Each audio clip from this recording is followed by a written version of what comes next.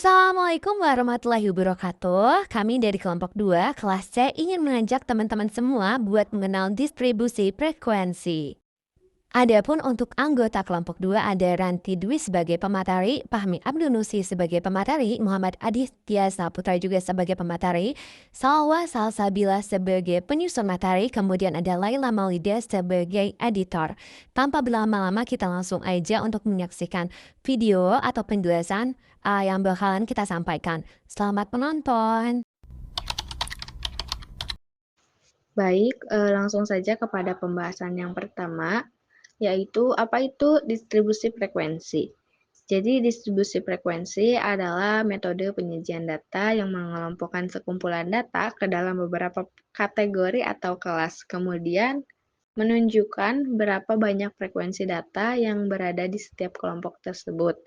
Atau dengan kata lain, distribusi frekuensi dapat membantu meringkas data yang banyak agar lebih mudah dibaca dibandingkan dengan melihat data mentah satu persatu.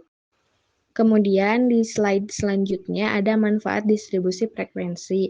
Nah, di slide ini tuh terdapat dua contoh penggunaan distribusi frekuensi. Yang pertama, contoh penggunaan distribusi frekuensi dalam kehidupan sehari-hari yaitu dapat melihat pola hasil nilai ujian siswa. Jadi bisa melihat berapa orang yang mendapatkan nilai tinggi dan berapa orang yang mendapatkan nilai rendah. Kemudian dapat mengetahui frekuensi penggunaan transportasi dalam 1 bulan dan juga dapat menentukan kategori usia dalam populasi masyarakat. Nah, contoh yang kedua yaitu contoh penggunaan distribusi frekuensi dalam praktik bisnis atau perusahaan, yaitu dapat menganalisis penjualan dengan mengetahui produk mana yang paling sering diberi pelanggan. Terus juga bisa mengelompokkan pelanggan berdasarkan umur, pendapatan, atau preferensi. Dan juga dapat mengendalikan kualitas, di mana dengan mengidentifikasi berapa jumlah barang cacat dalam suatu produksi. Pada slide berikutnya terdapat konsep dasar dari distribusi frekuensi. Yang pertama itu ada data, yaitu sekumpulan angka mentah yang belum tersusun. Kemudian yang kedua ada interval kelas, yaitu interval yang diberikan untuk menetapkan kelas-kelas dalam distribusi. Yang ketiga ada batas kelas, yaitu bilangan terkecil dan terbesar yang masuk ke dalam kelas interval tertentu. Dan yang keempat ada lebar interval kelas, yaitu di mana selisih antara batas atas dan batas bawah. Nah, dengan memahami keempat konsep ini, maka kita bisa menyusun distribusi frekuensi dengan benar. Baik teman-teman semuanya, kita masuk ya kepada materi ataupun pembahasan terkait dengan langkah menyusun distribusi frekuensi. Nah, kalau misalkan tadi sudah dijelaskan terkait dengan pengertian dengan distribusi frekuensi, kita masuk kepada langkah untuk menyusun distribusi frekuensi. Nah, teman-teman bisa lihat langkah-langkahnya. Yang pertama ada urutan data terkecil hingga data terbesar. Terus selanjutnya ada hitung rentang atau dalam kurung itu R, data tertinggi dikurangi data terendah. Selanjutnya ada hitung jumlah kelas, hitung panjang kelas, tentukan batas interval, dan yang terakhir adalah buatlah tabel sementara. Oke, kita lanjut teman-teman. Nah, di sini ada contoh soal ataupun soal yang dapat kalian baca dan dapat kalian amati juga. Pada akhir semester, guru mata pelajaran ekonomi di SMA Harapan Bangsa ingin mengetahui nilai ulangan akhir siswa kelas X11 yang berjumlah 60 orang. Nah, nilai yang diperoleh siswa masih berupa data mentah, yaitu sebagai berikut. Nah, teman-teman kan dilihat nih di sini itu datanya itu acak-acakan ya, dari 27 sampai 79, ada 69, 40, 51 yang cenderung acak-acakan lah, belum terurut, ataupun ini itu masih data yang mentah gitu. Nah, bagaimana sih cara langkah menyusun untuk kita bisa mendistribusikan data, untuk menyusunkan data? Nah, langkah yang pertama, teman-teman bisa untuk menyusunnya dari yang terkecil sampai yang terbesar. Seperti halnya seperti ini. Nah, ini penjelasan pertama, itu langkah pertama. Nah, tadi kan kita bisa melihat nih Di sini ada 27, 79, 69, 40, 51. Pokoknya ini acak-acakan dah. Iya pokoknya ini acak-acakan si datanya itu. Nah, kita bisa lihat kalau misalkan di sini penyelesaian angka pertamanya itu kita sudah melihat data yang disusun secara rapih dari data yang terkecil ataupun nilai yang terkecil sampai nilai yang terbesar. Dan sini ada 27, 27, 27, 30, 31, 32, 33 selanjutnya dan sampai ke data yang terbesar yaitu 93. Seperti itu. Itu langkah yang pertama. Nah, dapat dipahami ya teman-teman sampai sekarang atau sampai saat ini. Kita lanjut, apa sih penyelesaian yang kedua atau langkah yang kedua untuk distribusi frekuensi ini? Kita lanjut ya. Nah, ini penyelesaian yang kedua, langkah yang kedua. Nah, langkah yang kedua itu seperti yang saya sebutkan tadi di awal, itu jarak. Kita mencari jarak ataupun range kalau misalnya dalam bahasa Inggris itu. Nah, bagaimana caranya? Caranya adalah data tertinggi dikurangi data terendah. Nah, tadi kan sudah melihat ya, data tertingginya itu ataupun data yang paling besarnya itu ada di angka 93. Nah, sedangkan data yang terendah itu ada di kolom awal sini yaitu 27. Nah, otomatis ketika kita mencari range ataupun jarak daripada data ini, kita bisa mengurangi data tertinggi dikurangi data terendah yaitu 93 ya kurangi 27, yaitu kita menghasilkan yaitu kita dapat melihat bahwasannya jarak daripada data-data tadi itu ada di angka 66 seperti itu.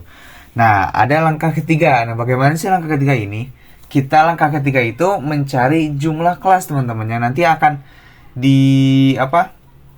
yang akan berpengaruh kepada penulisan yang di tabel, kolom di tabel. Nah, itu ada jumlah kelas, yaitu cara mengetahui jumlah kelas itu yaitu 1 ditambah 3,3 log N. Seperti itu, teman-teman. Nah, di sini juga dilihat lognya itu keseluruhan data ini itu ada berapa gitu. Kita hitung, ini ada berapa kolom, bukan kolom, maaf. Ini itu ada 1 2 3 4 5 1 2 3 4 5 6 7 dan keseluruhannya itu ada. Pokoknya ini semuanya udah ada 60 gitu. 60 kolom data ataupun jumlah seluruh datanya itu 60. Nah, otomatis ketika memang sudah ketahui N-nya, kita bisa lihat kita tinggal masukkan 1 tambah 3,3 log 60. Selanjutnya log 60 itu berapa? Ternyata log 60 itu 1,7. Nah, otomatis ketika sudah ketahui log 60-nya, kita lanjut ke perhitungan selanjutnya yaitu 1 tambah 5,61 yang hasilnya 6,61 yang dibulatkan menjadi 7. Nah, adapun langkah keempat. Nah, bagaimana sih langkah keempat ini? Apa yang ada di langkah keempat ini? Yaitu ada panjang kelas, teman-teman. Kita mencari panjang kelas. Nah, bagaimana cara menghitung panjang kelas ini? Nah, tadi hasil dari langkah kedua dibagi hasil dari langkah ketiga, yaitu range ataupun jarak atau rentang dibagi jumlah kelas. Seperti itu. Nah, tadi itu berapa sih range-nya itu, teman-teman? Ya, betul. Ada di angka 66. Nah, selanjutnya dibagikanlah dengan hasil dari langkah ketiga ataupun perhitungan jumlah kelas yang hasilnya itu ada 7. Nah, 66 dibagi 7 itu sama dengan 9,42. Seperti itu. Atau kita buatkan menjadi 10. Nah, ada langkah kelima nih. Apa sih langkah kelima itu? Nah, langkah kelima ini atau limit bawah kelas pertama dan ada limit bawah kelas kedua. Nah, itu jadi limit bawah kelas pertama itu kan 27. Nah, limit bawah kelas kedua itu 27 tambah 10 menjadi 37. Seperti itu. Nah, yang dimana nanti hasilnya kita bisa dapat kita bisa dapat mengetahui bagaimana data itu disalurkan kepada tabel, mulai dari jarak datanya, range, terus ada jumlah kelasnya, panjang kelasnya, dan limitnya. Nah, itu bisa langsung dihasilkan, bisa langsung dimasukkan kepada tabel, dan setelah itu kita pun mempunyai hasil daripada perhitungan kita yang tadi yang sudah mengikuti langkah-langkah itu. Nah, hasilnya ada ini tentang nilai 27 sampai 36. Tadi kan kita sudah hitung ya. Nah, ini frekuensinya seperti itu. Frekuensinya itu berapa jumlah datanya 27 sampai 36 berapa seperti itu. Paham ya, teman-teman? Mungkin sekian dari saya. Terima kasih. Oke, baik teman-teman. Di sini hari ini kita akan mempelajari bagaimana caranya membuat diagram ataupun grafik dari distribusi frekuensi. Nah, baiklah, kita langsung saja. Di sini sudah ada data distribusi frekuensinya. Lanjut kepada pembahasan cara pembuatan grafiknya. Oke, nah di sini pertama kita blok terlebih dahulu pada bagian tabelnya. Lalu kita ke atas, pilih insert. Nah, di sini ada banyak bermacam model diagram. Nah, saya akan memilih yang ini, lalu langsung saja diklik. Nah, lalu muncul seperti ini. Lalu kita beri judul di sini. Nah, untuk judulnya kita beri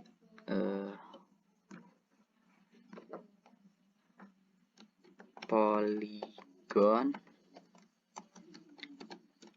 frekuensi nilai statistika mahasiswa. Nah, sudah muncul seperti ini.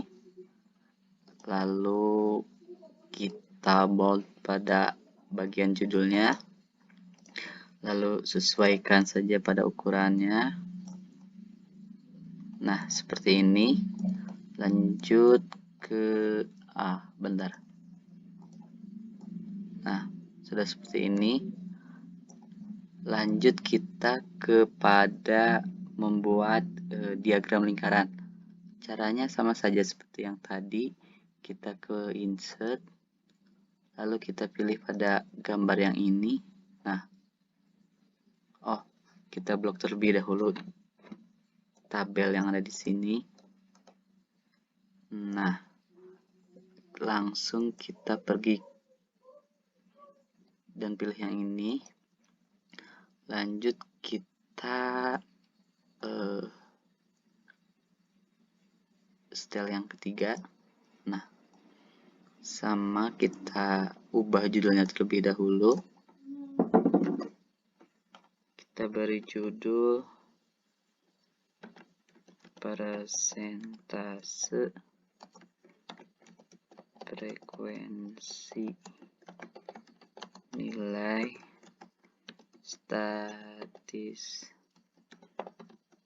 statistika